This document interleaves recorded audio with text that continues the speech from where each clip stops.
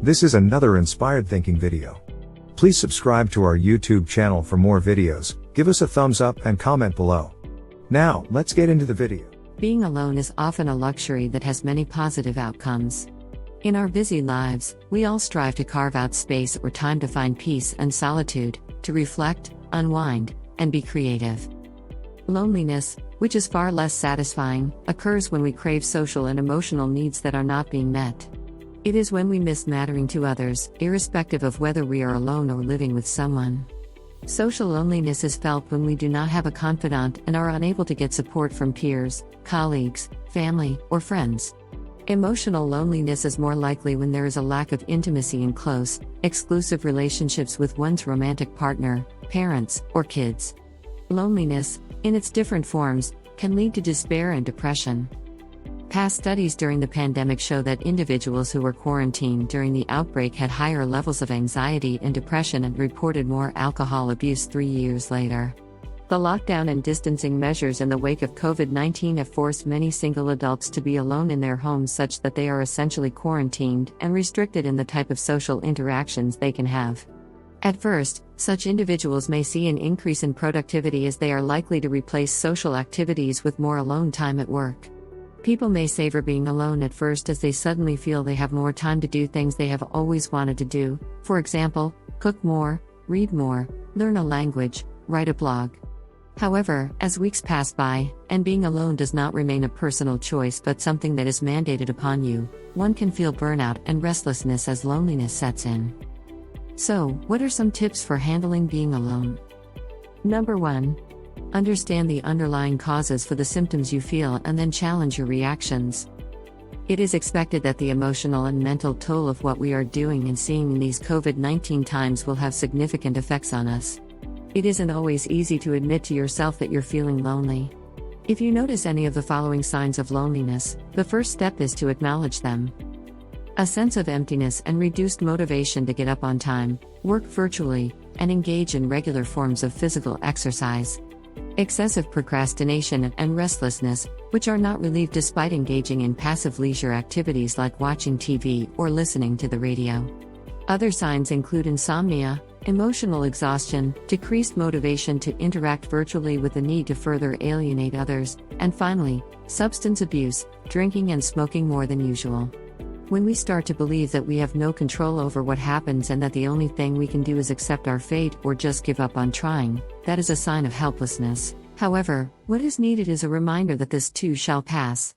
Carefully analyze what you are thinking and actively challenge these ideas and dispute the negative thought patterns. When you become aware of your feelings and recognize the patterns and thoughts, while engaging in self-talk that takes you out of what may be a downward spiral of learned helplessness and sadness, your mental health improves. Number 2. Watch what you consume. Pay attention to what you read and watch while at home. If you're practicing social distancing, obsessively reviewing live updates of COVID-19 may not be necessary. It will take time to flatten the curve, and this may last longer than we thought. Thus, daily checks on global transmission and death rates may at times give the impression that nothing is changing. Information you consume has a conscious and unconscious effect on your emotions and thoughts. One way to regulate your emotions while engaging in passive leisure like TV and radio is to pick episodes that make you feel the emotions you are craving rather than instituting further fear and feelings of loss. Number 3. Find a project that gives you creative control. At this stage, many of us are uncertain about the future and feel that we lack control over when this period of isolation will end. Such a lack of control can lead to grief and sadness. Research shows that activities that provide control, autonomy, and a sense of achievement lead to more happiness. Creative art projects that require repetitive movements can reduce stress. Building something from scratch, even a Lego assembly, can give you a sense of control, purpose, and achievement. You could also invest time in your future by using the time to upskill yourself. Many free online courses are being promoted. This may be the time to take advantage of them. Number 4. The quality is more critical than the quantity in your tribe. Feeling connected irrespective of whether you are an introvert or an extrovert is a fundamental human need. Social attachment and intimacy we share with friends, family, and our colleagues promote mental and physical health. If you are working from home, acknowledge that the colleagues at work, with whom you spend a majority of your working hours, sharing work stressors and celebrating success, and sneaking out for that lunch or Friday evening drink, filled an essential gap in your life. You must reach out to them and continue as many of those interactions virtually. Pick up that phone and message a friend or a colleague. Just ask them how they are doing. Do not fear interrupting others, if it's not odd hours, as they may be waiting to catch up and connect too. Number 5. Use technology wisely. Remember that you have a lot of technology at your disposal. However, platforms such as Facebook, Twitter, and Instagram can be used to view the lives of others for the sake of comparison, or it can be used to build connections. Focus on building relationships by using these platforms to reach out, by devoting time to have agenda-less chats, to vent, to listen, and to encourage. Use social platforms not to get general life and news updates merely, but to have more meaningful conversations where you self-disclose and show vulnerability and inquire about others' feelings and thoughts, and to build intimacy, companionship, and deeper social connections. Number 6. Show self-compassion and find ways to be altruistic.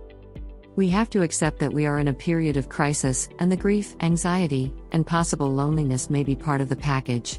You are not alone.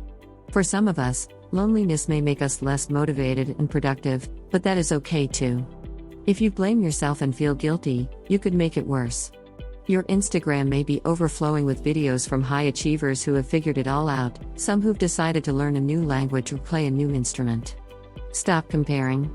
It is okay if you're not ultra productive and achieving all your dreams in this traumatic period of isolation. Instead, to combat loneliness, focus on caring for others.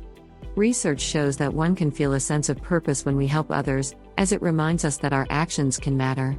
Depending on what part of the world you're in and how strict the restrictions are, find ways to drop off care packages for the underprivileged, donate blood, or offer to do grocery for your neighbor the next time you step out for yours. These small gestures can go a long way to combat loneliness, build connections, and give significance to your current life. Thanks for watching our video. Please subscribe to our YouTube channel for more videos, give us a thumbs up and comment below. See you at the next video.